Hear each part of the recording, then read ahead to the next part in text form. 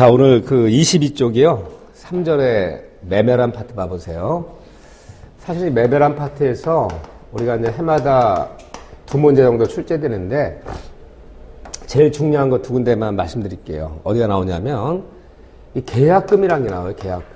그러니까 중개업무 볼 때 부동 매매 계약을 중개하건 하다못해 임대 계약 몇 건 거의 총 대금의 10% 정도를 계약금으로 지급하는 건 관행적인데 이 계약금이라는 게 이 계약금 계약의 줄임말이에요.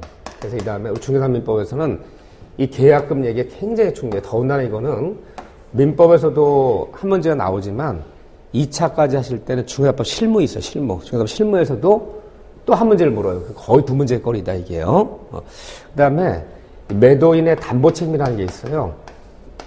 매도인의 담보책임. 우리 중개사민법을 배울 때 제가 여관에서 암기하자는 말을 하지 않아요. 꼭 암기해야 될 때는 암기하자는 말을 하는데 이 매도인 담보책임만은 반드시 그 암기를 해야 돼요. 근데 요거는 처음부터 우리가 암기하자는 건 아니에요. 시험은 10월 달에 보는데 1월, 2월에 암기하면 뭐합니까? 또 까먹는 걸. 그렇지만, 두 번이고 세 번이고 이렇게 자꾸 암기해서 까먹고 또 까먹고 하면서 서너 번 이렇게 봐야 되는 거예요. 그래서 이 두 군데 출제되는 게 거의 관행적인데, 자, 이런 데는 이제 이 다음에 좀 더 접근해 보기로 하고요. 이 매매의에 대해서 조금 살펴볼게요. 자, 먼저 법조문 봐보세요. 563조. 매매의. 매매는 당사자 일방이라는 사람 우리는 매도인이라 불러요. 매도인이 재산권을, 매매는 대상이 재산적 가치, 재산권을, 물건만 사업하는 게 매매가 아니다. 재산권을 상대방을 우리가 매수인이라 부르죠. 매수인에게 이전할 것을 약정하고, 약정에 동그라미 약정하고, 상대방의 매수인이 그 대금을 지급할 것을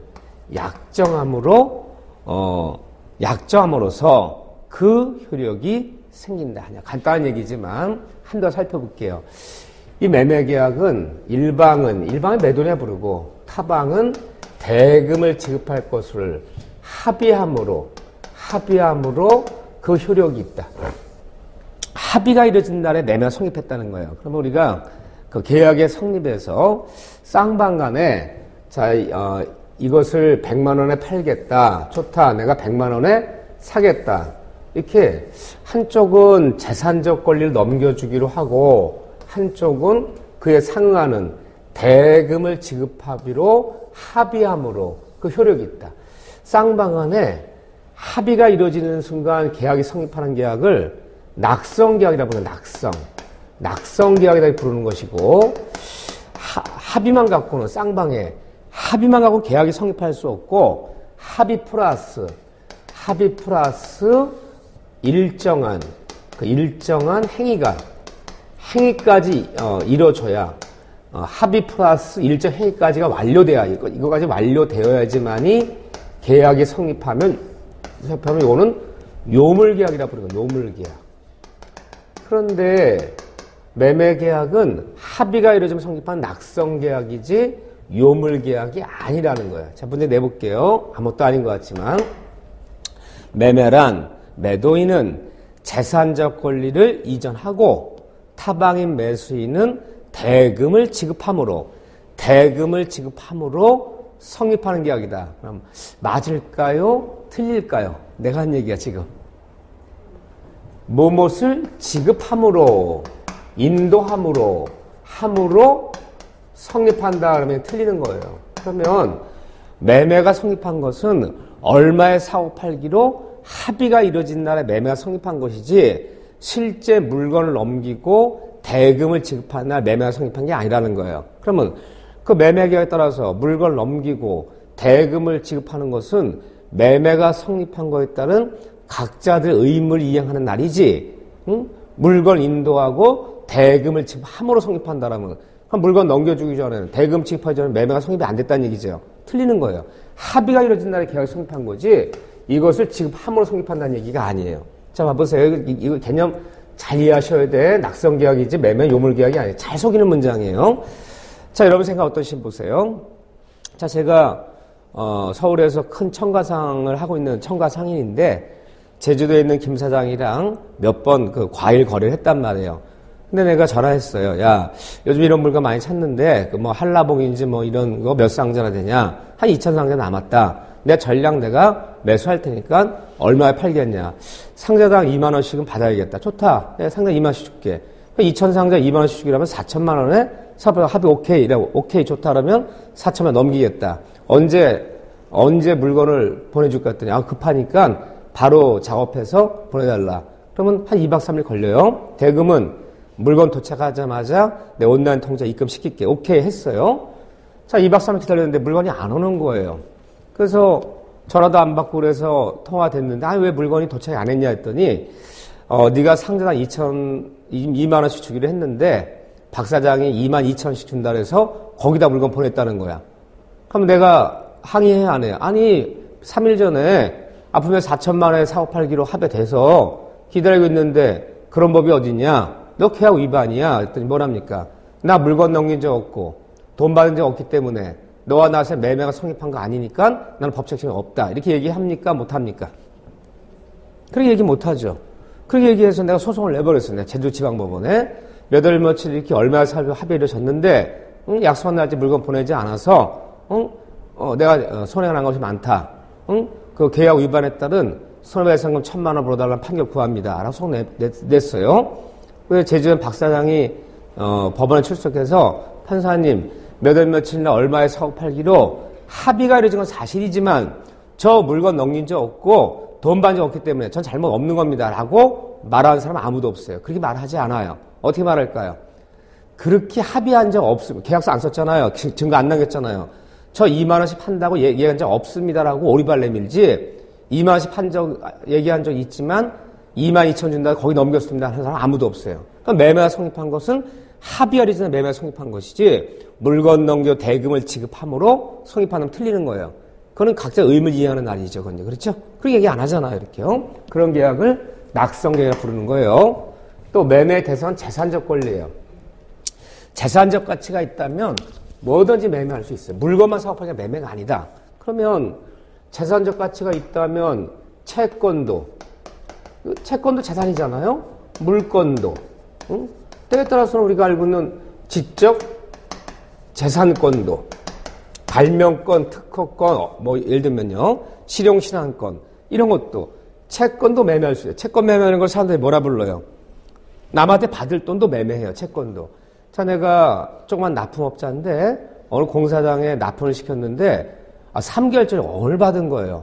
나 인건비도 줘야 되고 외상 때문에 줘야 되는데 3개월 뒤에 결제해야 되는 1억짜리 어을 받았단 말이야. 당장 돈이 필요해요. 그럼 1억짜리 어음을 사채장 나가서 선이자 띄고, 선이자 띄고 할인한다 그러죠. 일본 말로 와리깡이래요.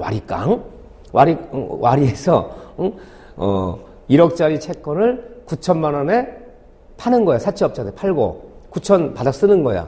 그럼 그 사람 산 사람이 갖고 있다가 3개월 뒤 지급제시에 1억을 받아가는 거죠. 보세요. 1억짜리 채권을 9천만 원에 매매했잖아요. 재산적 가치만 있다면 뭐든지 매매 대상이 된다 그러는 거예요. 물건만 사고하는 매매는 아니다. 하지만 재산적 가치가 있더라도 이 금재물이라는 게 있어요. 금재물. 금재물은 매매 대상이 될 수 없다 그래요. 금재물이 뭐냐면요. 법에서 거래를 금지하는 물건이 있어요. 예를 들면 문화재 같은 것도 개인 소유 있을 수 있어요. 그렇지만 거래를 금지해요. 재산 가치가 있지만 아편, 마약 이런 거 매매할 수 없잖아요. 즉 재산 가치가 있던 법에서 거래를 금지하는 금재물은 매매할 수 없다. 또 재산적 가치가 있지만 이제 법률 용어예요. 일신이라 불러요. 일신 전속권은 매매 대상이 될 수 없다. 이런 말을 써요. 일신 전속권이라는 게 법률 용어인데 그러니까 일신 전속권이 뭐냐면요. 재산은 재산인데 내 몸에 딱 붙어있는 재산이야. 남한테 넘길 수 없는 재산이야. 이런 게 뭐가 있냐면 상속권 같은 거 보세요. 자, 우리 아버지가 한 100억 정도 되는 재산가인데 아버지 돌아가시면 당연히 나도 상속권이 있잖아요. 근데 내 돈이 급해. 야, 우리가 삼형제인데 우리 아버지 재산이 100억은 넘어. 그럼 산술도 따져도 내가 상속받을 금액이 30억은 되지 않느냐. 너 10억만 줘. 이 다음에 내가 우리가 돌아가시면 상속권을 너한테 넘길게. 그러면 있을 수 있어 없어요? 없잖아요. 상속권이 매매할 수 없잖아요. 양도할 수 없잖아요. 또는 연금 청구권 같은 거. 나 죽으면 그만이지. 나 연금 계속 꼬박꼬박 받아갈 수 있는 권리를 너에게 넘길게. 이런 것들은 오로지 내 몸에 딱 붙어있는 재산이지 남한테 양도할 수 없는 재산. 이걸 법령으로 뭐라 부른다? 일신 전속권이라 불러요. 상속권, 연금 청권은 재산 가치에 따라 매매할 수 없다. 또 세 번째는 그러면 내 것이 아닌 타인의 것이요. 타인의 것은 매매할 수 있겠느냐? 오케이. 매매 대상이 되겠냐 안 되겠느냐? 될 것 같아 안 될 것 같아요? 묻는 내가 잘못이죠. 네, 될 것 같아요. 돼요. 꼭 내 거와 매매할 수 있는 거 아니에요. 타인의 것도 매매할 수 있다. 타인의 거 매매한 것도 유효하지. 그 계약이 무효가 아니라는 거예요. 자, 기계를 하나 사고 팔았는데 매수인이 계약을 맺고 왔어요. 근데 알고 봤더니 매도인 게 아니라 지 형 거라는 거야. 당장 전화했어요. 야, 이 사기꾼아, 네 것도 아닌 네 친구 거를 네 형 걸 왜 1억에 판다 매매 계약 맺은 거야. 매도인이 뭐라 그래요? 별 걱정 다 안 해. 너 약속한 날까지, 인도하기로 한 날까지 내가 취득해서 넘기면 될 거 아니야. 못 넘기면. 못 넘기면 그때 가서 계약 위반 책임 물으면 되는 거지. 그렇기 때문에 타인의 것을 매매한 것도 유효한 것이지. 타인의 거 매매했다고 해서 그 매매 계약이 무효된다는 얘기는 아니에요. 취득해서 넘기면 되는 거고, 못 넘기면 그때 가서 계약 위반 책임 지면 되는 거고, 타인의 것도 매매할 수 있다 그래요. 네 번째는요, 이 매매 목적물은 현재 존재하지 않는 현재 존재하지 않는 목적물도 특정, 어느 물건이나 특정되지 않은 목적물도 매매 대상 되겠느냐. 현존하지 않는 목적물도 특정되지 못한 물건도 매매할 수 있다. 매매 대상이 된다 그러는 거예요. 잘 봐보세요. 2017년에 준공된 아파트 2015년에 가보면 땅도 안 팠어요. 터도 안 팠어요. 매매해야 하네요. 분양이 매매잖아요. 평당 얼마씩 매매하잖아요. 동호수 언제 추천합니까? 뭐 보름 뒤에 한대? 그럼 보세요. 동호수도 결정되잖아요. 내가 몇 호가 될지도 몰라. 가보면 현장에 가보면 아무것도 없어. 하여튼 분양 매매 하잖아요. 보세요. 현존하지 않는 목적물도 특정된 목적물도 매매 대상은 된다 그러는 거예요. 이렇게 봐주시고. 그런데 매매의 가장 큰 특징이 뭐냐? 대금을 지급함으로 매매 반대급부라 그래요. 반대급부. 급부라는 게 뭐냐면요. 내가 뭘 받으면 남한테 주는 거예요. 반대 대가. 그걸 법률용어로 반대급부라 불러요. 법률 일본식 한자 용어예요. 반대 대가. 대가는 금전에 한한다. 한한단 말이 굉장히 무서운 말이에요. 항상 민법 볼 때 반대 대가가 금전이어야 돼. 금전이 아니면 매매가 될 수 없다는. 금전만이 매매라는 거예요. 너 물건 넘겨. 쌀 10가마 줄게. 그거 뭐가 될까요? 쌀은 돈이 아니잖아요. 그럼 교환이 되는 거야. 너 물건 넘겨. 내가 백화점 상품권, 구두 티켓 10만원짜리 2장 줄게. 그 유가증권이라고 불러요. 유가증권. 그 교환이 되는 거예요. 항상 금전만이 매매가 되는 거예요. 반대급부는 매매 반대급부는 뭐에 한한다? 금전에 한한다. 금전이 아니라면 매매가 될 수 없다. 금전이 아니라면 다 뭐가다? 뭘 넘기는데 나도 뭘 주잖아 이렇게요. 주는데 이것이 금전이 아니라면 다 교환이 되는 거예요. 무조건 다. 금전만이 매매다. 가장 큰 특징이에요. 매매 반대급부는 금전에 한한다 그래요. 그런데 매매가 이게 합의가 좀 성립이 돼요. 매매가 성립이 되면 매도인은 약속한 날짜에 매도인은 매수인에게 이 매매 목적물이 매매한 재산적 권리를 이전해 줄 의무가 있는 거죠. 의무가 있고 매수인은 이에 상응하는 대금을 지급할 의무가 있는 거죠. 그렇죠? 매매 성립하면 대금 지급과 이 목적물인도 서로 의무를 치는 건데 매도인의 매매 계약 성립한 이후 매도인의 재산권 이전 의무와 매수인의 대금 지급 의무는 쌍방간에 무슨 관계에 들어가느냐?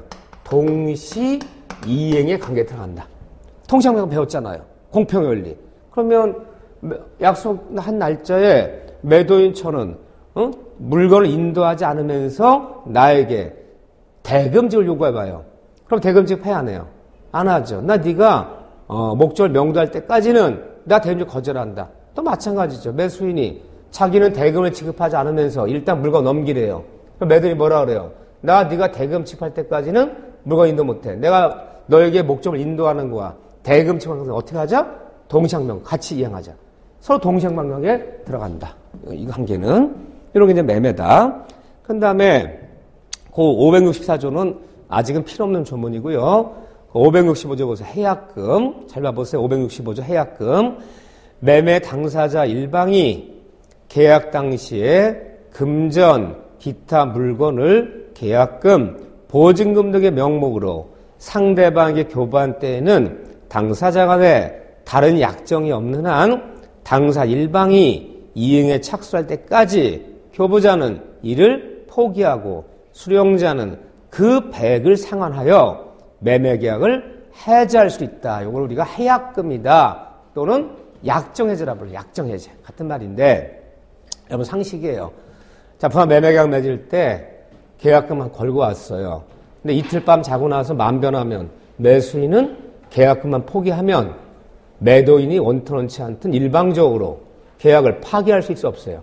계약을 파기하는 것을 해제한다는 거예요. 해제. 또 마찬가지예요. 1억에 458기록 매매가 쓰고요.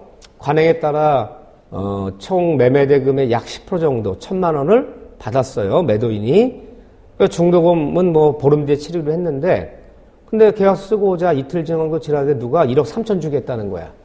그러면 받은 사람이 1,000만 원 받았으면 배액상하면 2천 돌려주면서 해약하고 1억 3천 계약면에 유리하잖아요.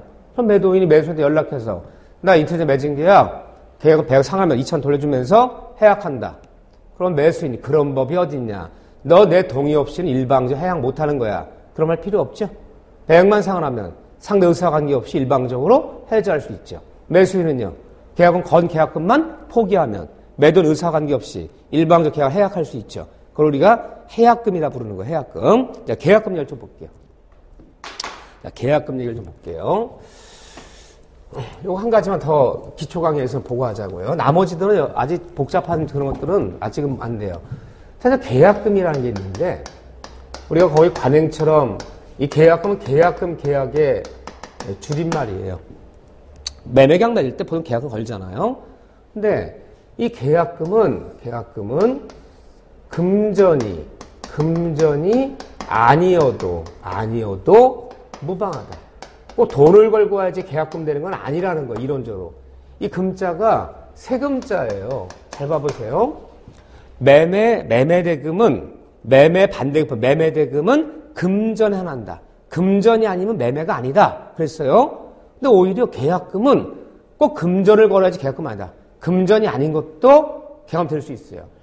매매가 맺으면서 쌀 10가마 걸었어요. 10가마 걸면서 위반하면 배액상환하고 위반하면 몰수한다. 그럼 쌀 10가마 걸고 온 것도 계약금이 될 수 있어요. 예를 들면 이론적으로 볼 때 꼭 금전이 아니어도 돼요.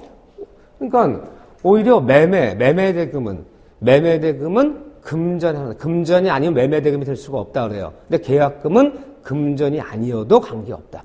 응? 쌀을 걸고 와도 계약금 될 수 있다. 두 번째는 이 계약금은 물론 좀 관행적으로 약 10% 내외를 보통 수수하는데 이건 관행일 뿐이지 우리 법조문에 어디에도 계약금은 총 대금의 10% 걸으라는 법은 없어요. 그냥 관행일 뿐이에요, 이건요. 근데 계약금은 주된 계약에 잘 봐보세요. 주된 계약에 뭐 보통 예를 제가 이걸 들을게요. 뭐 혹시 얘가 나면 이것 빼 나올 게 없어요. 그러면 주된 계약, 부동산 매매 계약에 그러면 토지를 한번 매매해 봅시다.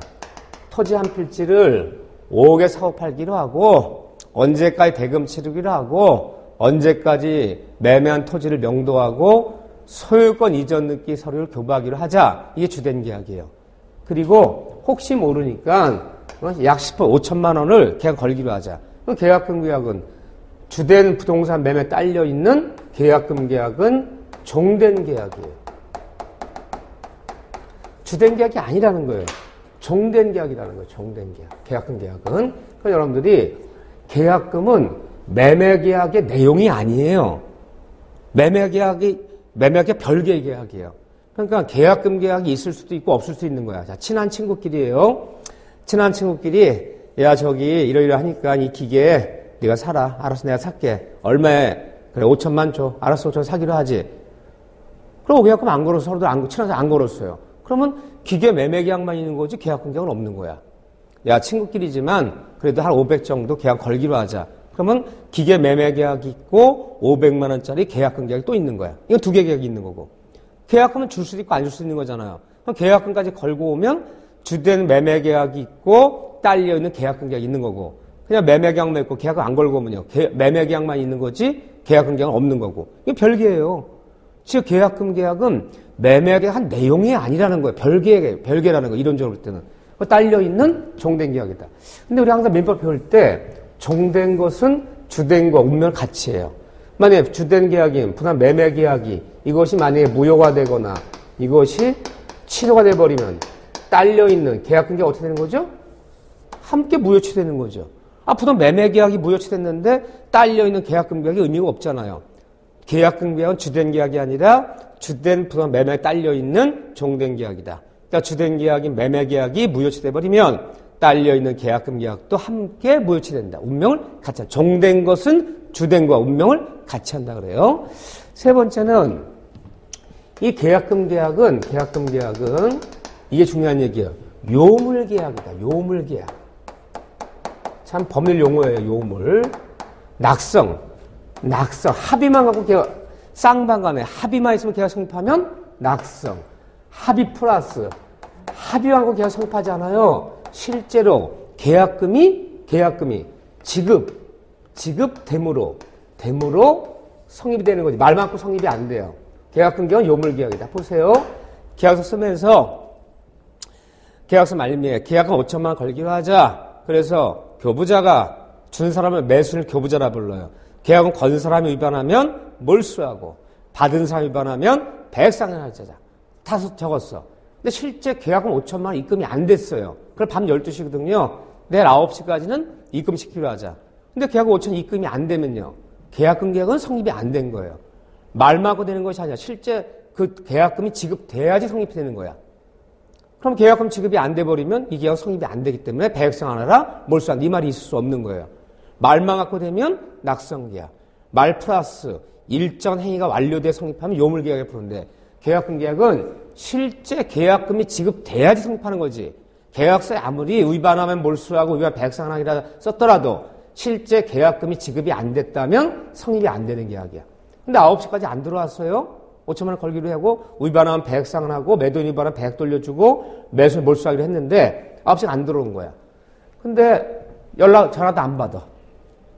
근데 그날 오후에 딴 사람이 계약 수재요. 어저께 이 사람 계약서는 다 써놨지만 계약은 5천만 원 입금이 안 시켰잖아요. 연락도 안 받고. 또 이 손님 놓치면 계약서 못 쓸 것 같아요. 계약 썼어. 그래서 얼마 사고 계약금 받았는데 연락이 왔어요.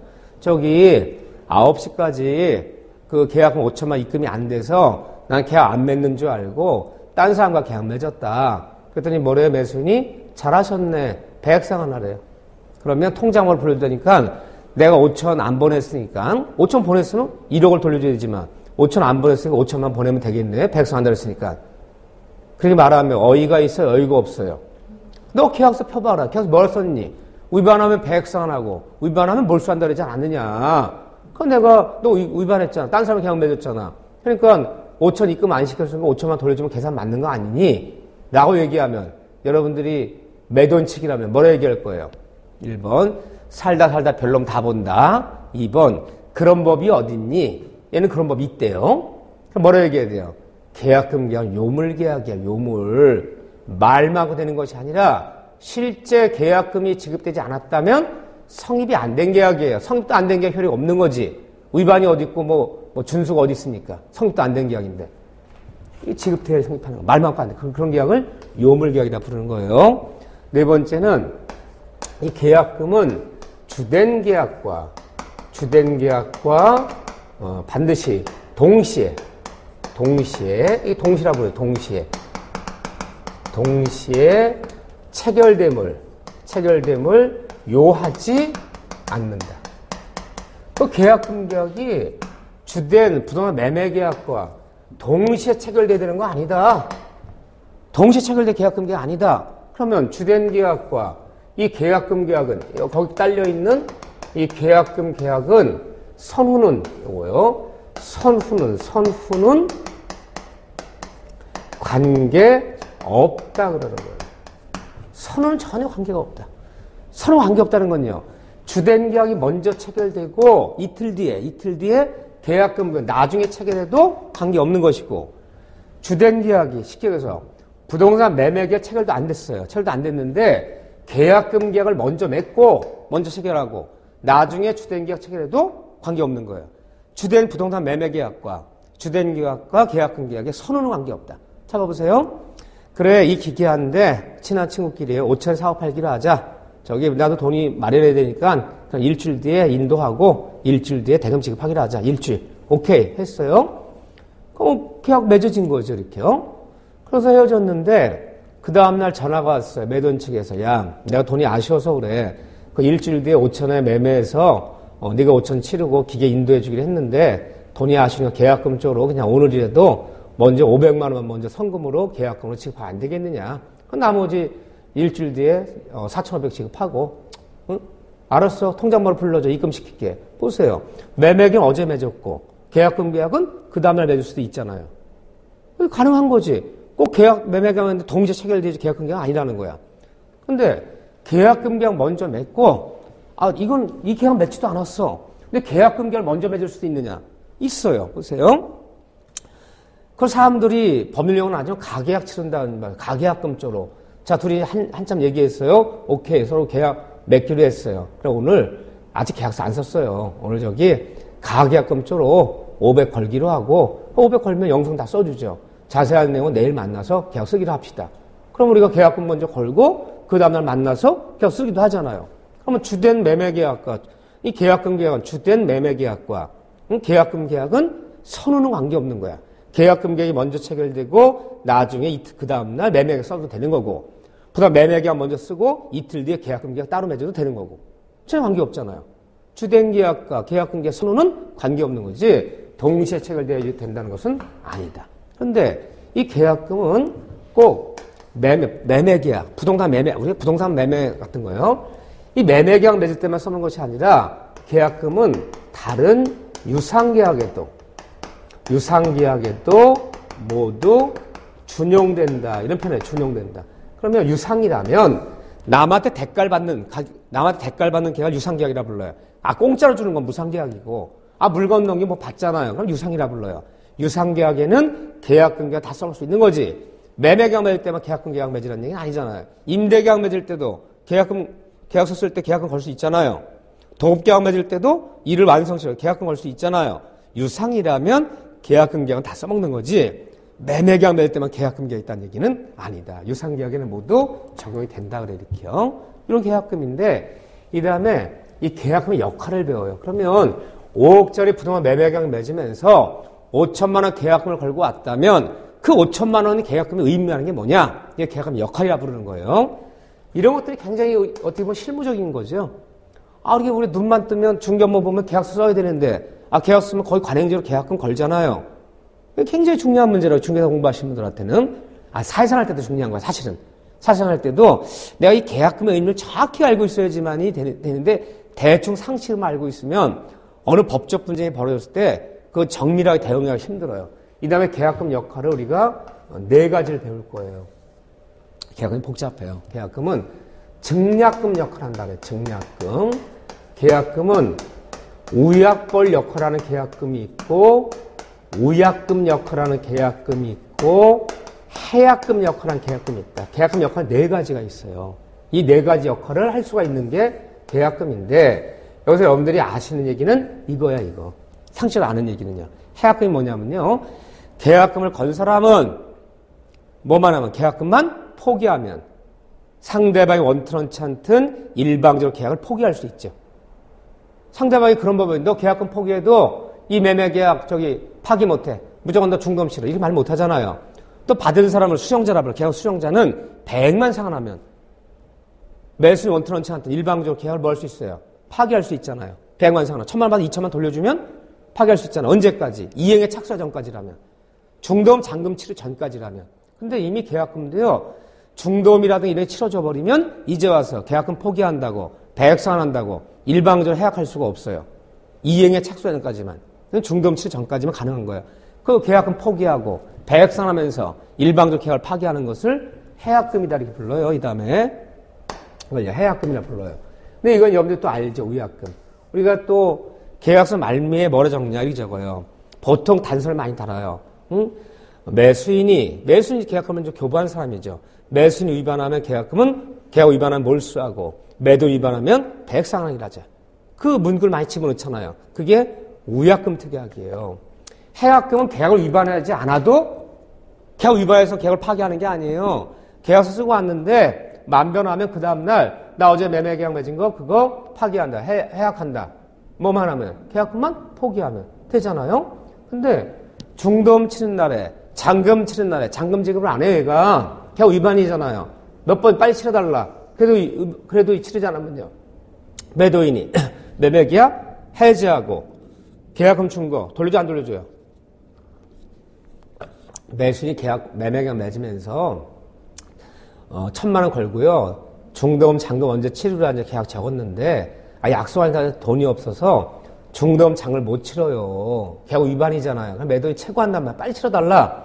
그래도 못 치르면요. 매도인이 나 이 매매 계약 파기한다. 파기한다는 말이 해지한다고 부르는 거예요. 법률용어로. 사회생활 때 사람들 계약을 일방적으로 파기한단 말을 써요. 이걸 법률용어로 계약을 일방적으로 해지한다.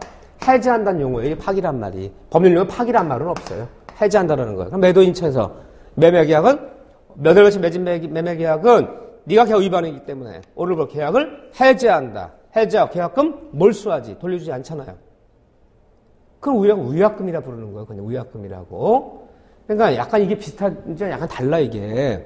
이거는 계약을 계약을 위반했다고 해서 계약을 위반했다고 파기하는 것이 아니라 아무 잘못 없어. 매도인 아무 잘못 없어.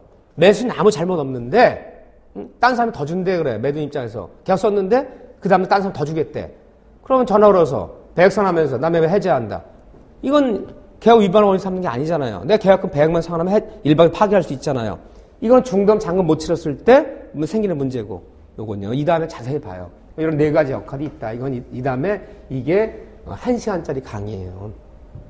그러면 그때는 자세한 예를 들면서 시험에도 반드시 나오지만 우리가 사회생활에 반드시 알아야 되기 때문에 제가 굉장히 상세하게 가르쳐요. 이건요. 그럼 여러분들이 평생 써먹어요. 굉장히 이거 생각보다 여러분들이 생각보다 굉장히 디테일하고 굉장히 여러분들이 여기에 대해서 상식적으로 수준을 갖고는 안 되는 굉장히 전문적인 지식을 갖고 있어야 돼요. 이 돈 문제이기 때문에. 많은 판례도 소개하고요.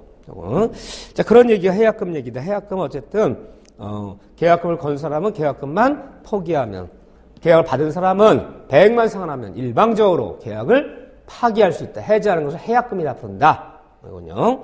근데 이제 거기 보면 560조 봐보세요. 매매계약의 비용의 부담. 매매계약에 관한 비용은 당연 쌍방이 균분하여 부담한다. 그러면 우리가 매매계약 맺을 때 비용이 드는 경우도 있어요. 토지를 매매할 때는 보통 임야 같은 거 매매할 때는 측량을 하는 경우도 있어요. 임야 5,000평 매매하는데 도면만 보고는 어디까지인지 알 수가 없잖아요. 측량해보자. 정확히 빨간 깃발 꽂아보자. 측량 비용이 한 200 나왔네. 중개 수수료도 나오잖아요. 그럼 아무런 말이 없다면 어떻게 내나요? 모든 매매 비용은 토지 매매 측량 비용이 들어갔다든가 중개 수수료 같은 것은 매도인과 매수인이 어떻게 한다? 판씩 내는 거잖아. 균분하여 부담한다. 아무것도 아니잖아요. 근데 이런 규정들이 임의 규정이에요. 이게 다. 임의 규정이란 말이 뭐예요? 법에 있는 이 규정은 아무런 말이 없을 때만 적용하는 거예요. 특약이 있다면 특약으로 배제할 수 있어요. 우리는 측량 비용이건 모든 매매 비용은 전액 매도인이 부담하기로 한다. 그러면 매도인이 다 100% 내는 거고요. 아무런 말이 없을 때는 반씩 내는 거고. 임의 규정이란 말뜻이 그거야. 이렇게 이 매매에 관한 규정들은 강행 규정이 없어요. 다 임의 규정들이야. 아무런 말이 없을 때 이 법대로 한다는 것이지 다른 특약이 있거나 의사가 있다면 의사대로 특약대로 가는 거야. 의사도 특약도 없을 때만 이대로 하는 거예요. 이해되시죠? 그런 규정은 무슨 규정이라고 부른다? 임의 규정. 그러니까 임의 규정의 반대말이 뭐예요? 강행 규정. 강행 규정이란 무조건 법대로만 해야 돼. 법대로만 해야지 이 법과 위반한 특약과 의사는 다 무효예요. 꼭 법대로만 지켜야 되면 강행 규정. 법률의 규정이 있지만 법률 규정과 다른 의사가 있다면 의사대로 가는 거고 그 의사가 없을 때만 법을 적용한 임의 규정이라 부르는 거야. 근데 계약법 규정도 대부분 임의 규정이에요. 아무런 말이 없을 때만 이렇게 한다는 거지. 특약이 있다면 특약이 우선하는 거예요. 이렇게요. 그 다음에 이제 거기 보면요.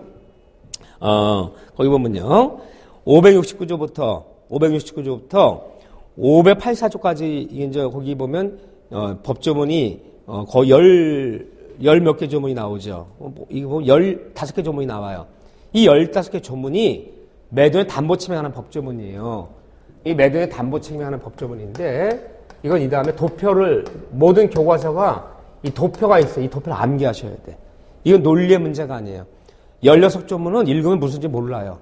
이렇게 하기로 한다라, 이렇게 하기로 하자라는 규정이지 왜 논리적으로 볼 때 이걸 왜 이렇게 하는 건가? 이거 이해시킬 수가 없어요. 이렇게 한다는 규정이 있어요. 이 담보 책임하는 규정인데 이 담보 책임 규정은 이 다음에 자세히 봐요.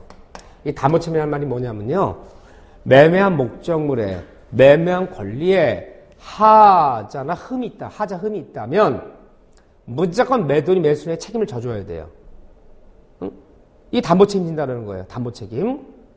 그걸 담보 책임 부르는데 그러면 이 매도인의 담보 책임은 누굴 보호하려 만든 규정이냐? 그러면 매수인을 보고 이게 이제 569조부터 보통 584조까지 규정이 있는데 매수인을 보호고자 만든 법조문이 이게 매수인 보호하려 만든 법조문인데 왜 매수인을 보호해야 되냐? 매매에서 이게 세상을 살아가는 공평의 원리라는 공평해. 공평하다는 거예요. 자 보세요. 매수인은 약속한 날짜에 매도인에게 대금을 지급했단 말이야. 대금을 지급했는데 넘겨받은 물건에 하자나 흠이 있다면 당연히 매도인이 매수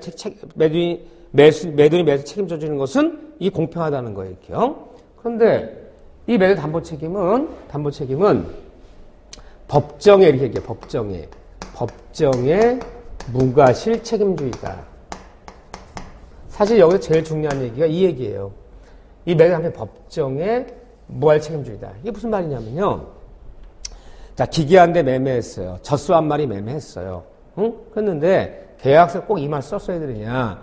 응? 단서, 특약 그러더니 혹시 매매한 기계에 매매한 젖소에 뭔가 문제가 있다면 매도인이 매수인에게 무조건 책임져 주기로 하자. 그 말을 써야지 담보책임 물 수 있는 거냐. 아, 전염병 걸린 젖소를 매매했어요. 기계를 매매했는데 엔진에 금이가 있어갖고요. 이건 뭐 이틀도 가동이 안 되는 중고기계를 팔았어 이렇게요. 그럼 계약서 말미에 이유를 막론하고 이 매매한 이 기계에 이 젖소에 문제가 있으면 매도인 다 물어주기로 하자. 그런 말 쓰지 않았더라도 법률 규정에 따라 당연히 담보 책임 져야 되는 거지. 그런 틀에 넣었을 때만 매도인이 책임져야 되는 거 아니라는 거예요. 쌍방이 합의하지 않아도 두 사람이 매매한 목적물의 물건의 권리 하자흠이 있고 문제가 있다면 매도인 매수인에게 뭔가 책임져 주기로 하자. 그런 말 쓰지 않아도 쌍방이 합의하지 않아도 특약하지 않아도 법률 규정에 따라 당연히 책임지는 거예요. 매도인은요. 이게 공평하다는 거예요.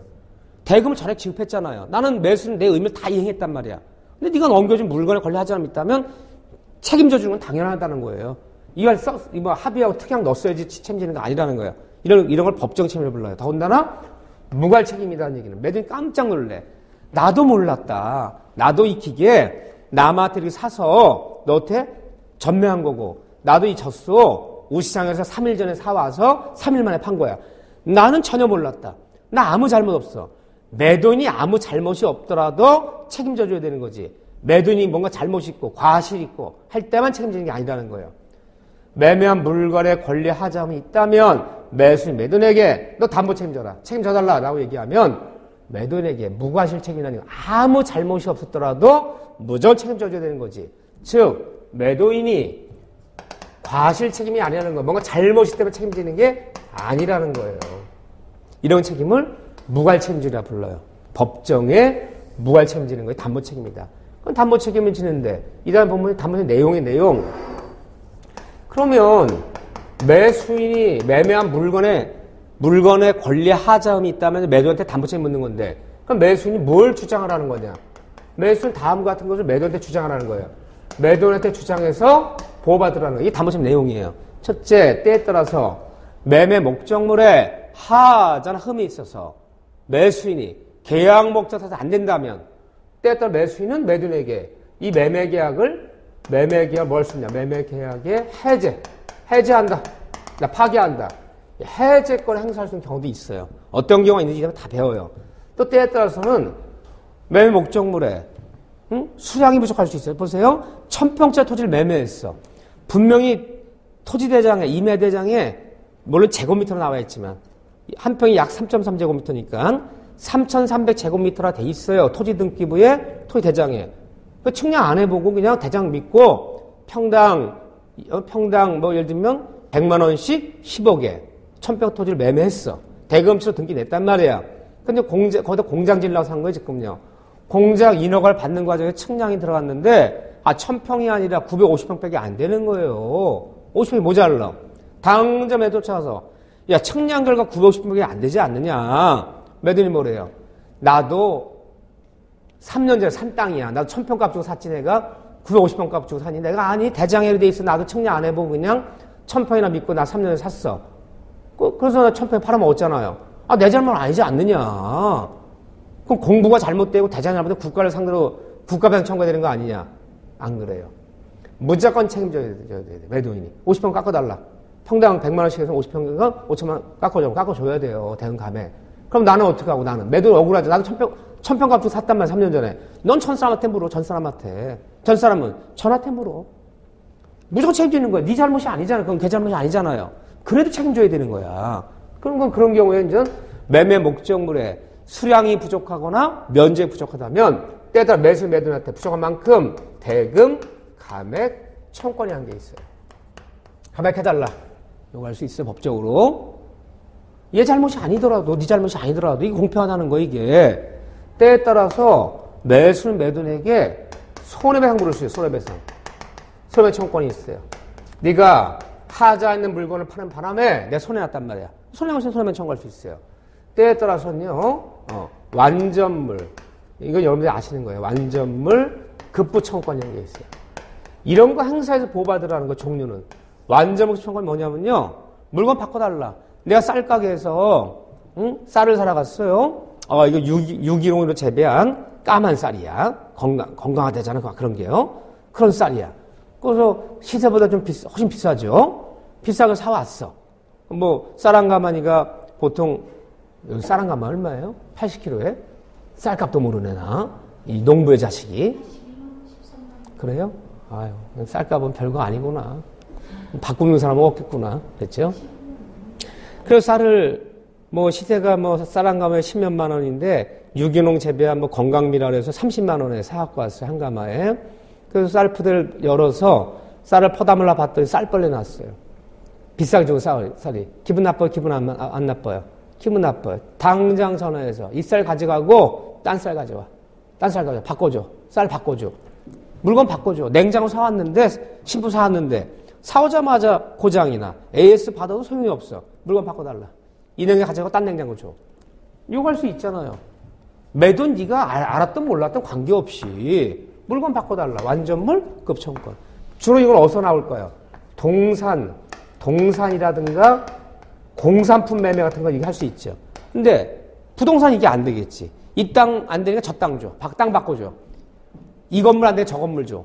부동산은 바꿔달라는 말을 못 해요. 주로 어디서? 공산품이요. 공산품. 동산 매매에서 이게 가능하겠죠. 이런 것들을 언제 주장하는가 이런 걸 배우는 거예요. 이제 매도인한테 매수인이. 이게 매수인이 보호받는 방법을 담보 책임 묻는다 그러는 거예요. 근데 우리가 사회생활 때 가장 많은 게 뭐예요? 담보 책임 중에서. 내가 뭘 사왔는데 뭔 일이 생기면요. 응? 하자, 보완 청권인 게 있죠? AS 해달라. AS 무상수리. 이게 담보 책임 묻는 거예요. 우리가 어떤 물건 사면 무상수리 기간이 있잖아요. 그러니까 매도인 담보 책임지는 거예요. 내 매매 목적물에 신분 팔아먹었는데 자동차도 무상수리 기간 있잖아요. 그럼 무조건 묻는 거야. AS 해달라. 그럼 매도인이 잘못이 있든 잘못이 없더라도 책임져줘야 되는 거지. 저기요, 나는 이 자동차 파는데 아무 잘못이 없지 않느냐. 나 저기 자동차 새 차 뽑았는데 일주일도 안 돼서 주행하는데 엔진이 멈춰? 우리 잘못 없으니까 나 아무것도 못 고쳐줘요. 말 못 하잖아요. 그 담보 책임지는 거예요. 근데 우리 사회생활 때 제일 많이 쓰는 게 AS 해달라. 무상수리 해달라. 이게 가장 대표적인 담보 책임 묻는 거예요. 그래서 매수인이 보호받는 거다. 이런 것들 여기서 배우기 시작해요, 이 다음에. 네. 지금은 이 용어들을 알아들 수가 없어요, 지금은. 이 다음에 좀 자세히 보기를 하고, 그 다음에, 거기 보면, 환매라는 얘기가 나오는데, 환매도 좀 우리가 알기는 좀 힘들어요. 환매란 말도 우리가 소화하기는 좀 힘든데, 말뜻만 좀 봐드릴게요, 환매. 왜냐면요, 뭐든지 다 연관이 돼 있어요. 이 환매라는 것은 이 다음에 여러분들 등기법이라는 걸 배울 때 등기법에서 환매 등기를 배워야 돼요. 2차 과목을 배워야 돼요. 그래서 민법에서 공부하는 거지만 어떤 것은 2차 과목이 들어가야지만 민법을 설명할 수 있는 부분이 있고 민법 설명을 들어야지만 2차 과목을 들을 수 있는 부분이 있고 서로 이게 연관성이 좀 있는데 이걸 환매 등기를 먼저 알아야 돼. 2차 과목 환매 등기가 뭐 어떻게 이루어지는 거다. 이걸 알아야지 민법에서 환매를 설명할 수 있어요. 이걸요. 근데 환매는 이거의 줄임말이에요. 환매는 환매매. 환매 매우 줄여서 그냥 환매가 돼요. 환매. 대사오는 매매. 일단 물건 넘겨. 나한테 되팔아라. 내가 누구한테 물건 넘겨주고요. 나만이 대사오는 권리예요. 이 되팔아라 이걸 환매라 부르는데 이 환매는 매매라는 형식을 갖추고 있어요. 매매라는 형식을 빌렸지만 실제 환매 실제 작용이 뭐냐? 실제 작용은 대사는 매매예요. 채권 담보작용이에요. 채권 담보작용이라는 것은 돈 빌리는 방법이야. 돈 빌리는 방법. 이게 매매라는 말을 쓰고 있죠. 환매는 실제는 돈 빌리는 거예요. 자, 어떤 일이 벌어지나 보세요. 이걸 환매라 불러요. 이런 담보를 우리가 변칙담보라 불러요. 변칙담보. 민법의 담보제도는 우리 민법 배울 때 물권법에 담보제도 세 가지가 있어요. 유치권, 저당권, 질권이에요. 이게 법에 딱 규정된 담보제도야. 부동산 이용에 돈 빌리는 건 저당권이고 동산 이용에 돈 빌리는 건 질권 설정이야. 유치권은 내 돈 갚을 때까지 물건 인도 거절하는 거고 이 세 가지가 담보제도인데 법에 규정도 안 돼 있는데 사람들이 관행적으로 수십 년간 대표되면서 쓰고 있는 제도예요. 그 중에 하나가 이제 이런 걸 변칙담보라 불러요. 변칙담보 중에서 환매를 일단 뭐라 부르냐면 환매를 매도담보라 불러요. 매도담보. 매매의 형식을 빌려서 돈 빌린 방법이야. 봅시다. 어떤 일이나 보세요. 이게 환매예요. 예를 들면 이 사람이 이런 건물이 있어요. 요게 수원역 앞에 있는 4층짜리 건물이에요. 그래서 시가는 뭐 건물이 비싼 지역이라 시가는 남들이 했는데 50억 원 나간대요. 50억 원. 굳이 말하라면 임대료 수입도 괜찮아요. 임대 수입도 한 달에 5천만 원이 들어와요. 월세가 이 상인데 월세가 누구 거냐 이 건물이 홍남기 거예요. 말이라도 한번 해봅시다. 말이라도 뭐 말도 못하나? 말도 그래요. 네, 제 거예요. 한 달에 뭐 월세 한 5천 들어오지만 사실 한 달에 5천 들어 월세 쓸 돈도 없어요. 이거 쓸 것도 막 그렇게 뭐 잘 쓰지도 못해요. 그냥 용돈 쓰고 나면 늘 부족해요. 부족하지. 5천 갖고 뭐 크게 쓸 돈도 안 돼요. 빈말이라도 한번 해봅시다. 쓰고 있는데 그 건물 등을 떼어보면요. 이 건물 등을 떼어보면 그냥 등기부에 이렇게 그려야 되는데 이렇게 제가 항상 생략할게 이렇게 그거를 건물 등기부 갑구를 떼어봤더니 간단히 그릴게요. 소유자는 홍남기다. 이렇게 있어. 홍남기다. 이렇게요. 한 시가 50억 나가는데 갑자기 돈을 예를 들면 돈을 40억을 구해야 돼요. 홍남이 사업을 하는데 이거 15일 내 보름 내 못 구하면 다 망해. 사업만 망하는 게 아니라 이것도 다 날아가게 생겼어 지금. 40억을 보름에 구해야 돼요. 갑자기 급한 일이 생겼어. 이렇게요. 돈 40억을 구해야 되는데 제일 좋은 방법은 뭐예요? 홍남이 제일 좋은 방법은 사실 반드시 구해야 돼요. 못 구하면 나는 아주 파산이야. 파산. 제일 좋은 건물 매매하는 거야. 팔아버리는 거야. 아니 50억짜리 건물이 보름에 팔립니까? 그렇잖아요. 두 번째 방법은요. 금융기관 쫓아가서 이거 저당 잡히고 40억 대출받는 거야. 근데 금융기관에서 이걸 안 해주는 거야. 이거 갖고는. 평가금액 50억이지만 걔들이요. 경매들하고 뭐 이자 밀린 거 생각하면 저거 반도 안 해줘요. 저거.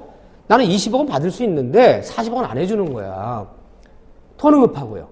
그럼 어떡합니까? 금융기관에서 40억은 대출 못 해주겠대지. 응?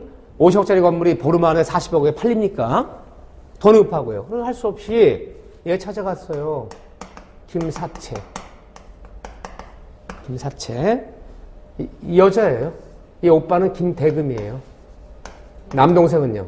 김고리예요. 김고리. 3남매야. 사채부터 3남매 찾아갔어요. 40억만 빌려줘. 40억만. 이자 내 달란 대로 주겠다. 40억만. 얼마 쓸 거냐? 딱 6개월만 쓰겠다. 좋다. 40억 40억 400억이라도 빌려주지. 그런데 담보 제공하래요. 왜요? 내가 아무리 사채업자지만 40억 빌려주면 담보 안 잡을 수는 없잖아요. 담보? 이 건물 있다 그랬어요. 이 건물. 감정평가 받으래요. 평가 받으면 50억 나왔어요. 좋다. 이거 담보 잡고 빌려주는데 얘가 원하는 게 뭐예요? 난 저당 안 잡는다는 거야. 저당 건 안 잡는데요. 이 등기 물부에다 저당 잡으면 되잖아요. 6개월 뒤에 안 갚으면 경매에서 받아가겠다. 이 경매하면 나오겠어 이게? 40억 이상이? 난 저당 안 잡는데. 아, 왜 저당을 안 잡니? 그럼 뭐래요? 야, 저당이라는 게 얼마나 불편한지 아니? 너 저당 잡아놨는데 약속한 날짜 6개월 쓰기로 하면 6개월까지 이자 한 푼도 안 줘도 기다려야 돼요? 돈 갚게다가 기다려 미리 경매할 수는 없잖아요. 6개월 뒤에 네가 못 갚으면 변제기가 도래 후에 변제하지 못하면 비로소 경매 신청해야지 미리 경매 신청은 안 된단 말이야. 경매 신청하면 1년이 걸릴지 2년 걸릴지 몰라요 저거. 경매 신청 절차 복잡하고 뭐 첫 경매 길 잡으려면 뭐하고 난리 나면요. 경락되려면 두 번 세 번 유찰되면 야 사채업자 명짤 보면 죽겠다. 그 돈 받기 전에. 번거롭다는 거야. 이렇게 사채업 빌려줄 테니까 소유권 넘겨. 나한테 소유권 넘겨. 등기부에 이렇게 넘기래 이렇게. 소유권 이자 원인은 매매. 빌려준 대로 매매 대금에서 내 앞으로 등기 넘기라니까 넘겨놓고 돈을 갚으면 소유권 돌려주고 돈을 못 갚으면 돈 대신 내가 이 소유권 갖기로 하자. 이 양도안보예요. 근데 그렇다면 내가 빌려줄게. 소유권 등기 넘겨놓으면. 법에서는 이런 방법이 없잖아 이게. 근데 양도안보다 매도안보다 빌려준 대로 매매되면 넘기는 거야. 근데 내가 그래서 그러면 내가 돈만 갚으면 돈 갚아 찾아올 수 있잖아요.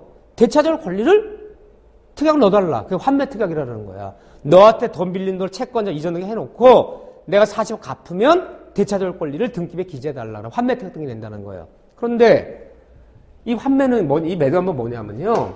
이렇게 넘겨주면 이게 두 가지 형태가 있어요. 여기까지는 들어가면 깊이 들어가는 건데 이렇게 넘겨놨어요. 그런데 그 대신 얘기를 했어요. 많은 변칙담보가 있어요. 변칙담보 좀 여러 가지가 있어요. 양도담보라는 것도 있고 매도담보라는 것도 있고 거기에 담보화 등기라는 것도 있어요. 그중에 채무자 홍남이가 그러면 이왕이면 소유권 넘겨줄 테니까 매도담보로 하자. 매도담보가 뭐냐면요. 채권자 앞으로 소유권 등기 넘겨줘. 이 돈 갚을 때까지. 그러고 나서 여기 들어온 돈 있잖아요. 5천만 원. 5천만 원 월세 있잖아요. 이 점유도 넘겨줘. 얘한테. 점유 넘겨준다는 얘기는 내가 돈 갚을 때까지 네가 5천만 원 받아 먹으라는 거야. 네가. 내가 돈 40억 갖고 되찾아올 때까지 소유권 등기도 넘겨주고 그 점유도 넘겨줄 테니까 월세 누가 받아 먹으라는 거야. 김사 네가 받아 먹어. 그 대신 이자는 없기로 하자. 이자는 까기로 하자. 이자와 네가 그동안 받아 먹는 사용료가 상계 처리되는 거야. 이 다음에 내가 40억 갚으면 되찾아올 수 있기로 하자. 그걸 남들이 알아볼 수 있고 여기다 등기를 내줘. 그러면 이부기로 환매 특약. 대사는 매매. 환매대금은 40억. 원금만 적어요. 환매대금은 이자를 포함하지 않는 게 원칙이에요. 이자와 사용료, 채권자 받아먹는, 월세 받아먹는 게 까는 거야. 환매 권리자는 홍남기. 환매 기간, 언제까지 되갚을 거냐. 이 기간 지나면 이제 환매 권리가 없어지는 거야. 2016년 6월 30일까지. 이때까지 내가 40만 원 갚으면 되찾을 권리가 있는 거야, 항상. 이리 등기를 내놓고 돈 빌려 쓰는 게 바로 환매예요. 그래서 나중에 돈 갚으면 소유권 되찾아오는 거, 못 갚으면요. 이 기간 내에 못 갚으면 이제 환매 특약을 말소시킬 수 있겠지. 그럼 얘가 완전 이 조치를 취할 수 있겠죠. 이게 환매 방법이에요. 근데 이런 방법은 우리 일반인들은 거의 쓸 일이 없고요. 우리 일반인들 왜냐하면 등기비용이 엄청 들어요. 소유권 이전이 넘어가기 때문에 등록치도 다 물어야 되고 세금 다 물어야 되는 거예요. 저거 소유권 등기 40억짜리 건물이 넘어다니기 때문에 50억짜리 건물이 이게 이제 기업들이 이걸 많이 써요. 예를 들면 내가 지주에 지주 땅을 갖고 있어. 내가 땅을 갖고 있는데 요지야. 수원에 있는 영통에 있는 요지인데 그냥 주차장이나 쓰고 있어. 유료 주차장이나 하고 있어요. 응? 근데 누가 와서 그래요. 여기다가 건축가 받은 7층짜리 건물 질 수 있고 임대수익을 뽑아보면 주변 시세에 비춰볼 때 얼마 벌 수 있는데 왜 빈 땅으로 그걸 유료 주차장이나 몇 푼 받아먹고 하느냐. 응? 건물 져라. 내 건물 왜 안 져요? 근데 건축비가 없고 땅에서 건축비가 없잖아요. 땅 잡히면 되지 않느냐. 땅 잡히는 것도 한계가 있는 거지. 7층짜리 건물 몇십억 잡혔다 분양 안 되고 잘못하면 망하잖아요. 그래서 내가 선택 안 하는 거예요, 지금 내가. 건축회가 그래서 그래. 건설업자인데, 걔 와서 그래요. 걔네 회사들이 좀 놀아요. 일이 없어요. 그럼 이렇게 하자. 내가 져줄게. 내가 내 돈에 7천짜리 건물 져줄게. 응?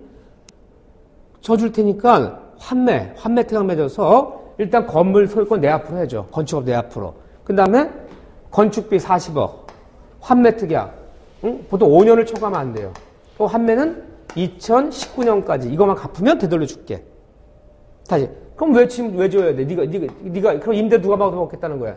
지가 받아먹겠다는 거잖아요. 건축업체가. 그래도 이거를 해야 될 필요성이 있느냐? 건축비가 오르거든요. 걔가 지금 건축비 오르는 걸 보여주고 있어요. 지금 모든 시멘트니 철근이 계속 오르기 때문에 지금 건물 짓는 거랑 3년 뒤에 건물 짓는 건축비가 20% 이상 차이 난다. 그럼 너는 건물을 2019년에 질 마음은 있거든요. 그 정도에는. 그럼 지금 시대로 건물 질 수 있잖아요. 건축비 오르는 거 한번 보세요. 그럼 그동안 이자 부담은 내가 안 하잖아. 그럼 지가 뭐 임대를 내려먹던 마든 네 맘대로 하다가 내가 5년 뒤에 지금 건축비 가격으로 갚아버리면 소유권 찾아올 수 있죠. 이게 이해가 맞으면 한다는 거야. 이 건설업자랑 이 지주가 이게 그럼 건설업자 입장에서는요. 노는이 장비 놀고 뭐 노는이 일하는 거고 일해서 그동안 뭐 임대를 안 먹든 내가 5년간 하는 거고 보통 환매는 5년을 많이 잡아. 5년이 이다음에 부동 환매는 5년을 초과할 수 없다. 5년. 그러면 나는 5년간 이자를 안 내고 지금 건축비로 2015년 건축비로 2020년에 인도받을 수 있거든. 이 이해가 맞아떨어지면 할 수 있다는 거 이게요. 이렇게 좀 그런 데서 많이 쓰는 게 환매지 일반인들이 돈 몇 푼 빌려주면서 소유권 등기 넘겨줄 리도 없고 환매터 잡을 리는 없어요. 사실은. 근데 큰 돈이라면 이게 왔다 갔다 할 수 있어요. 그 이제 환매를 이 다음에 자세히 배워 이거 돈 쓰는 방법이 이게요. 채권 담보 제도가 환매다 이게. 자, 그런 얘기고요. 뭐 교환 얘기 볼 거 없고요. 자, 좀 쉬었다가 임대차 얘기 몇 가지 봅시다. 임대차.